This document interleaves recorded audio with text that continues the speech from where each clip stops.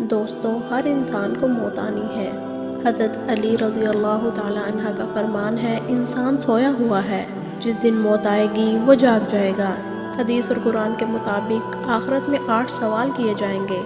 کہہ سکتے ہیں کہ زندگی ان سوالوں کے جواب کی تیاری کے لیے موقع ہے۔ 3 سوال قبر میں ہوں گے۔ نمبر 1، من ربک، تیرا رب کون ہے؟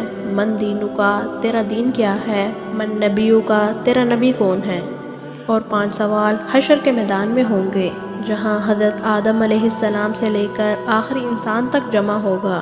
اللہ سوال کرے گا، جو زندگی دی تھی تو نے اس کا کیا کیا؟ جو جوانی دی تھی تو نے اس سے کن کاموں میں لگایا؟ مال کیسے کمایا، حلال طریقے سے یا حرام طریقے سے؟ مال کہاں خرچ کیا، غریبوں اور گھر والوں میں یا جوا اور شراب میں؟ جو تم جانتے تھے اس پر کتنا عمل کیا؟ دوستو، ہمیں چاہیے کہ ہم آخرت میں ان 8 سوال